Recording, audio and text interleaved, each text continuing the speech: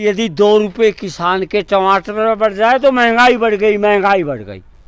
ये भी उस लॉबी का काम है जो किसान विरोधी है। किसान को लागत के आधार पर लाभकारी मूल्य दिया। जिंदाबाद जिंदाबाद। सरकार ने पाम ऑयल का आयात किया तो सरसों के भाव गिर जाएंगे, इसलिए हमारी दूसरी मांग है पाम ऑयल के आयात पर प्रतिबंध लगाएं।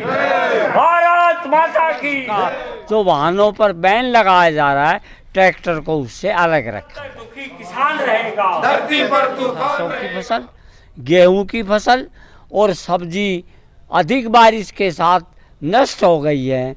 सरकार उनकी विशेष गिरदावरी करवाए और गिरदावरी करके किसान को उसका मुआवजा। क्या विषय था, किन विषयों को लेकर आपने आज ज्ञापन दिया है?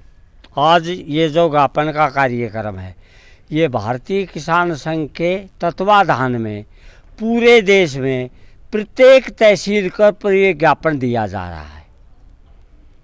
किस विषय को लेकर दिया? ये 3 विषय हैं। राष्ट्रपति जी के नाम ये ज्ञापन है। पहला है किसान को लागत के आधार पर लाभकारी मूल्य दिया जाए। दूसरा है देश में दलहन और तिलहन की बड़ी कमी थी।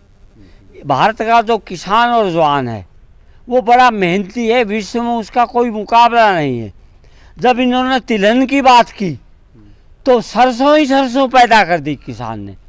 लेकिन यदि सरकार ने पाम ऑयल का आयात किया तो सरसों के भाव गिर जाएंगे, इसलिए हमारी दूसरी मांग है पाम ऑयल के आयात पर प्रतिबंध लगाया जाए। तीसरी जो हमारी मांग है, सरकार 10 वर्ष पुराने वाहनों को प्रतिबंधित करने जा रही है। ट्रैक्टर तो उसमें अलग रखा जाए, क्योंकि ट्रैक्टर वाहन नहीं है। ट्रैक्टर जो है किसान का कृषि यंत्र है, वो कृषि करने में उसकी सहायता करता है। इसलिए ये 10 वर्ष का जो वाहनों पर बैन लगाया जा रहा है, ट्रैक्टर को उससे अलग रखा जाए। और चौथी मांग जो हमारी हरियाणा सरकार से है, अतिवृष्टि के कारण अब जो सरसों की फसल, गेहूं की फसल और सब्जी अधिक बारिश के साथ नष्ट हो गई है, सरकार उनकी विशेष गिरदावरी करवाए और गिरदावरी करके किसान को उसका मुआवजा दे।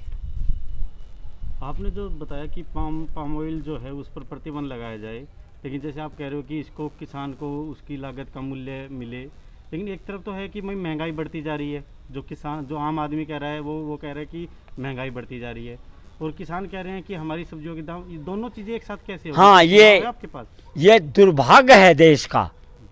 लोहे का भाव बढ़ता है, कोई नहीं चिल्लाता, कोई महंगाई नहीं बढ़ती। सीमेंट का भाव बढ़ता है, कोई नहीं चिल्लाता।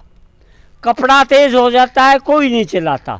दवाई तेज हो जाती है, कोई नहीं चिल्लाता। और यदि 2 रुपए किसान के टमाटर पर बढ़ जाए तो महंगाई बढ़ गई, महंगाई बढ़ गई।